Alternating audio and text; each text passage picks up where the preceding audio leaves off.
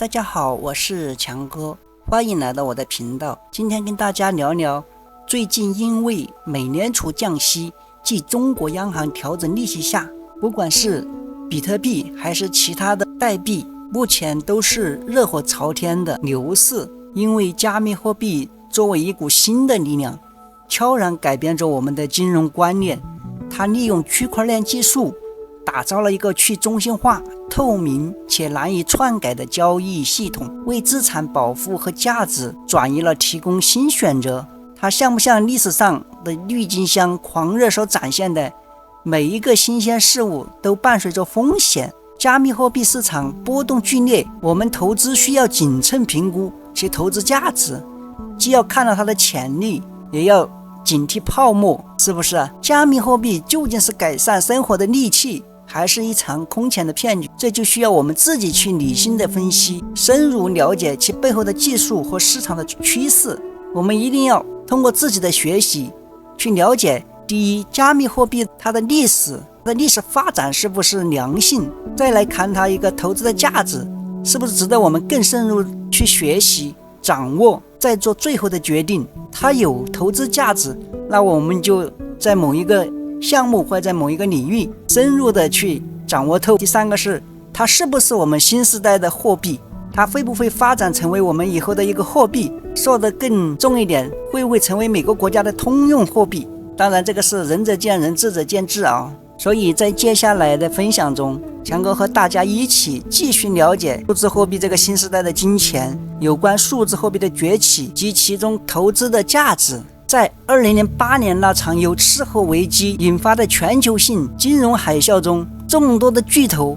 企业摇摇欲坠，面临破产的深渊。为了力挽狂澜，美国政府它不得不大量的印钞，采取了一个极端的措施方式，就是大量的印钞票注入市场，以图救市。然而这一举措虽然短暂的缓解了危机，却也让无辜的纳税人背负上了沉重的经济负担，更深刻地揭示了中心化金融体系在应对危机的时候也是脆弱与不公的。其无限制发行货币的权利成为了众矢之的，弊端尽显。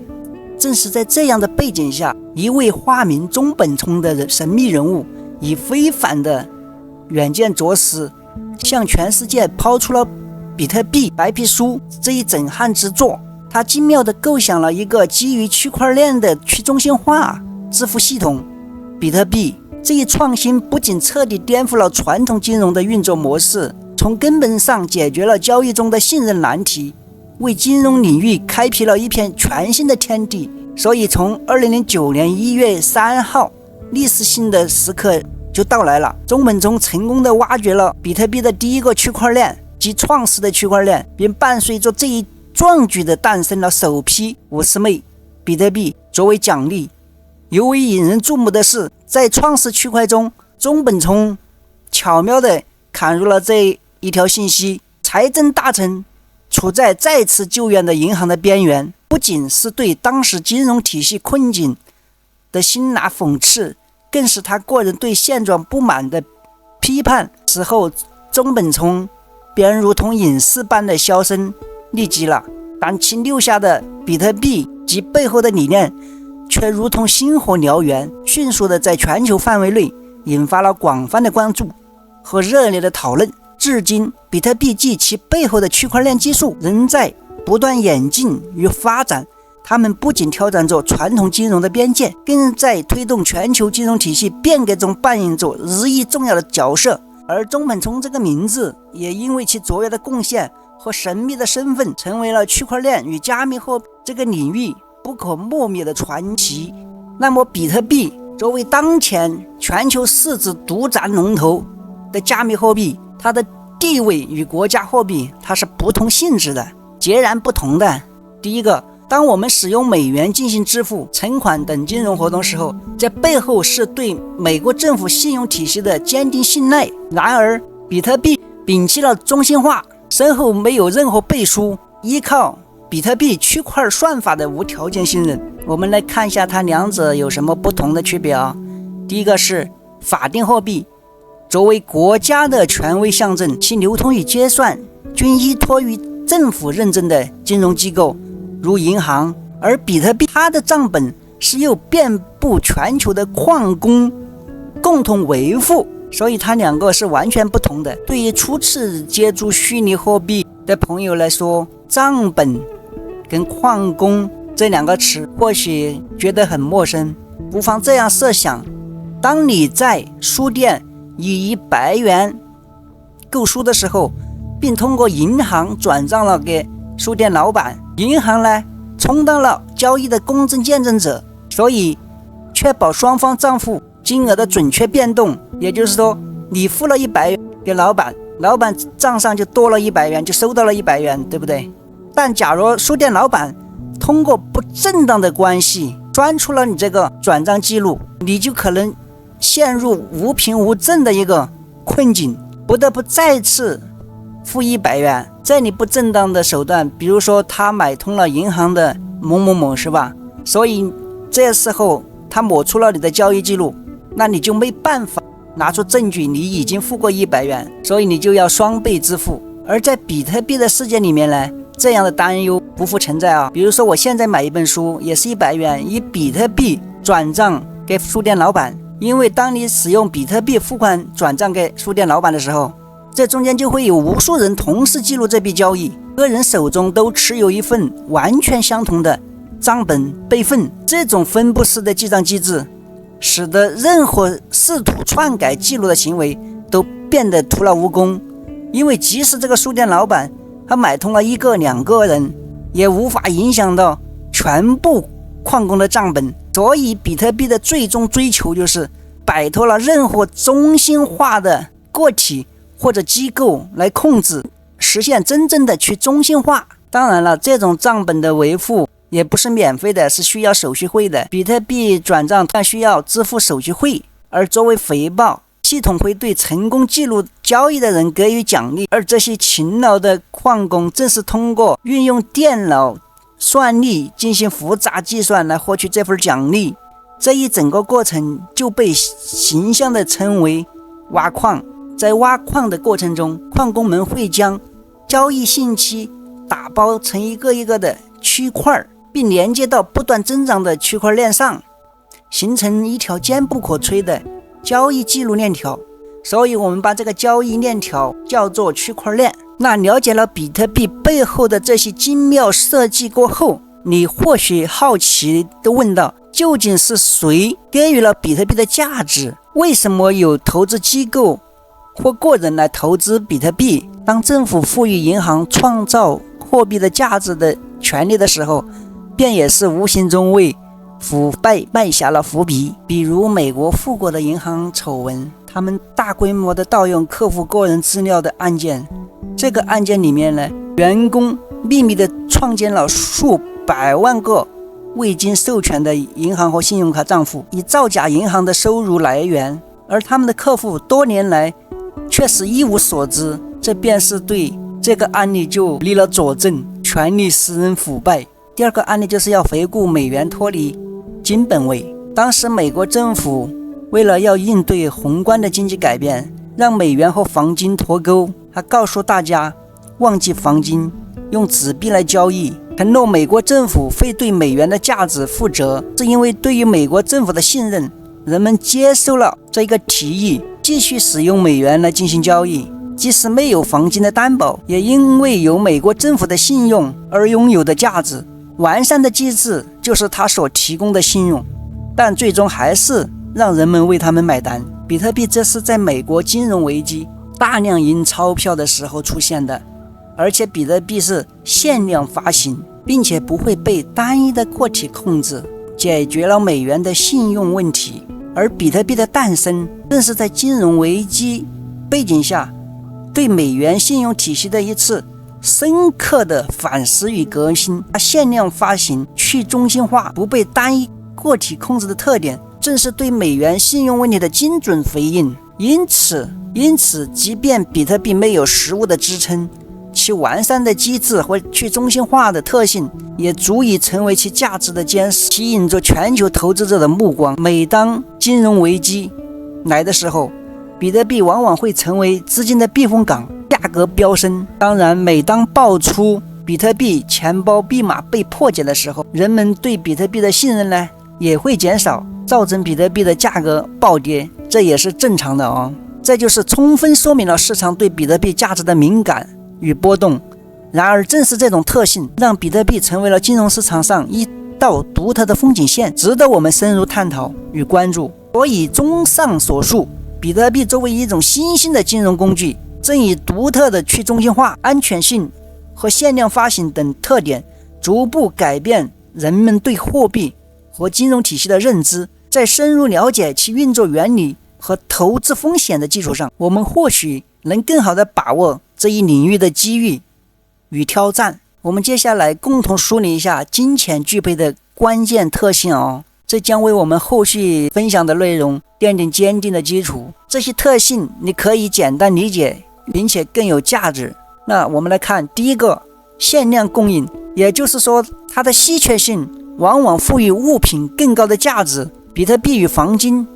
就是最好的例子啊，因为它们的数量都是有限的，对不对？比特币的总量也就将在2140年达到2100万过后就不再增加，而黄金因为开采难度逐年上升，对不对？终将面临枯竭。那相比之下呢，法定货币持续蒸发不可避免，最终会导致我们常熟悉的什么通货膨胀，对不对？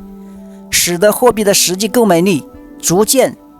削弱。这个道理很简单啊，我想一说大家都能够明白。第二个，我们的实用性。一个货币若要在日常交易中发挥作用，其实用性至关重要。虽然法定货币在餐厅、购物等场合得心应手，比特币现在直接购买商品的时候呢，仍面临其他诸多的挑战哦。所以在实用性确实现在还是货币最实用，比特币的局限性还是蛮大的现在。第三是可替代同质化，这个怎么理解呢？也就是说，货币必须能够自由流通与交换，避免交易障碍。无论是美元、人民币、法币的兑换，还是不同的货币时间直接交易，都体现了这一点哦。比如说1美元兑换人民币6元，它不会直接马上能兑换，还是1美元兑换4法币，它不像比特币都可以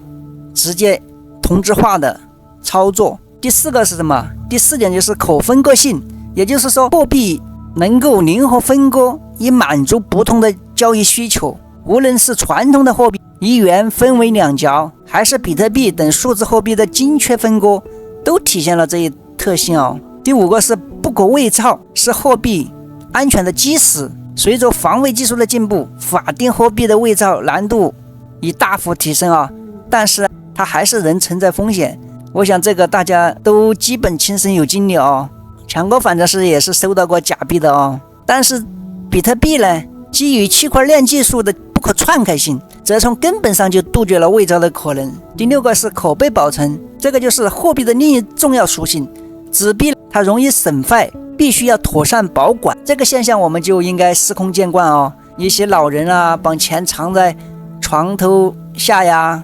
或者潮湿的地方啊，没有保管好，拿出来就全部腐烂掉了。但是比特币作为无形的一个资产呢，就不用考虑这个损坏的现象啊，它反而就是无忧无虑的。第七个就是容易转移货币流通性的体现。虽然法定货币在日常交易中占据优势，但在跨国交易的领域，比特币以其速度和成本还是脱颖而出啊。这个优势我想用过两种方式的都深有体会。第八是不受权力控制的保障资产安全和自由。在法定货币体系中，例如政府可能认为犯了某一个错误而冻结或者是没收你在银行的存款，这个也是常见的啊。对于普通人来说，可能这个现象不存在，但是对于犯罪分子啊，简单的说就是，如果你有资产来路不明的，那就直接控制了账户上的款项啊。但是加密货币呢，为资产提供了额外的保护屏障，他们是无法没收的。当然，这也是引发了关于比特币助长犯罪的争议啊。这也是不可争议的事实。毕竟早期比特币也为洗钱提供了便捷之路啊。第9个就是匿名保护了个人的隐私，允许个人对自己的财务活动保持秘密，包括了对于自己的钱是如何何事在何处花费和收到，这与资产保护紧密相连，是许多人选择加密货币的原因之一。所以综上所述，比特币虽然在某些方面展现了货币的特性，但也存在如日常使用不便、价格波动大、能源消耗高的问题。因此自比特币诞生以来，众多代币应运而生。接下来介绍几种知名的代币啊，其他的就不在这里做过多的阐述了，不然时间就拉得老长了。如果下来大家对其他代币有兴趣的，可以留言给强哥，一起来共同探讨。当我们谈论起代币的时候，不得不提的就是什么？以太坊。这个紧随比特币之后市场庞大的加密货币，以太坊它不仅继承了比特币的技术精髓，更在此的基础上进行了大胆的创新与拓展，构建了一个集网络浏览的工具、独特的编码语言及高效的支付系统于一体的综合平台。简而言之，以太坊打造了一个广阔的舞台，让每个人都能成为去中心化应用的创造者。你甚至自己可以利用这个平台创建自己的加密货币，体验前所未有的新乐趣。而近年来非同质化代币 NFT 兴起，更是为数字货币增添了一抹亮色。 NFT 作为以太坊等区块链技术下的新生事物，正逐步改变我们对艺术品、收藏品乃至网络内容的认知。从精美的照片、珍贵的球员卡、逗趣的视频，到网络上的每一个独特的帖子，只要它们能以数字的形式被珍视为传承，都有可能成为 NFT 的一部分。这不仅仅是数字收藏品的加密认证，更是对个人所有权的一种全新诠释。比如推特的创始人杰克多尔瑞所展示的，他就通过 NFT 成功拍卖了自己的首条推文，并以惊人的291万美元成交。这一壮举无疑为 NFT 的市场注入了强心针。随着加密货币的日益普及，越来越多的企业开始拥抱这一趋势。然后我们来看一下有哪些巨头：微软、PayPal、苹果、戴尔等纷纷宣布支持比特币的支付，还有后面游戏的发行商Steller 也紧跟随其后，为玩家提供了更多的支付选择。亚马逊与苹果两大巨头也是不甘落后也是布局加密货币的领域，所以预示着未来不久，我们或许就能够在这些平台上直接用加密货币进行消费。特别值得一提的是什么？ YouTube 对加密货币的内容态度的改变，开放了影片的广告投放。而今天我们能够在这里自由谈到这一话题，尽管有时仍需要对内容审核挑战，但随着每个国家对加密货币的监管政策慢慢的完善，虽然短期市场可能会经历波动，但从长远来看，这些措施无疑是减少对加密货币相关的犯罪活动，走向了健康发展之路。我相信在不久的将来，加密货币将以更加稳健的姿态融入我们的日常生活，开启一个全新的数字金融时代。对于大家而言，加密货币确实是一个高波动性的投资领域，因此我们要始终保持谨慎，将投资于加密货币的资金控制在年收入的2%以内，最好先学习了解，投入小资金，赚一点补贴家用的小钱或者自己的零花钱。特别是对我们刚入币圈的新朋友，这是强哥一再强调的，不论抱着暴富的态度去投入，一定要记住这件事情，因为这背后的逻辑很简单。如果我们不主动学习，不积极参与，只有积累了经验，什么都具备了，那机会是留给我们有准备的人，不然我们可能会错过许多改变命运的机会。当然，时至今日，加密货币已经不再是遥不可及的高科技产物，越来越多的国际知名企业都开始接纳比特币作为支付选项，这无疑是进一步增强了其市场地位和认可度。强哥也多次强调，投资加密货币并非容易的事情，新手或保守型投资者在入场的前一定要做好充分的功课，深入了解市场的动态、技术原理及风险的控制策略。只有这样，我们才能在复杂多变的加密货币市场稳健前行，抓住属于自己的机遇。那接下来强哥为大家介绍2个非常适合新朋友的低风险的项目当然，投入这些项目，首先我们要下载安装交易所。强哥还是推荐币安及欧易交易所啊，毕竟这是全球最大的前3交易所。如果还没有下载安装的，可以点击强哥视频下面链接直接下载安装啊，还可以长期获取2%的免费手续费，这对于我们也是很重要的哟。如果还有不会的新朋友，怎么去下载、安装、认证、入金、买卖货币、出金等这些操作，可以去看强哥往期视频啊，全程实操讲解，我相信大家一学就会。那第一个强哥还是介绍的是币安理财保本赚币，这个就很简单了，我们下载安装好了，不管是手机端还是电脑端，来到我们登录页面后，可以点击更多，我们可以看到第2排推荐这里有理财，点开理财，我们看到有保本赚币，我们点一个活期，再点我们点一个活期，选择下面的币种，要哪一个币种就点哪一个币种。我们比如说点了以太坊，那我们就点以太坊申购，你是活期60天还是90天，对吧？我们这里输入想要的买的币种，申购的币种是多少，我们输入这里就好了。而且你输入多少，这里有多少，每日实时奖励多少个以太坊，每日 JT 收益是多少个以太坊，都会有显示的啊。那我们直接点下一步，确认 OK， 我们就收购成功了。每天我们就可以收到赚的币啊，这个就要大家亲自去操作一遍哦，因为这个基本上是没有什么风险的，就像我们把钱存到银行里面一样，赚利息。第二个就是币安永续合约啊，币安的永续合约，在这里强哥就不再多做阐述，往期视频也有讲解啊，怎么操作都是实操，大家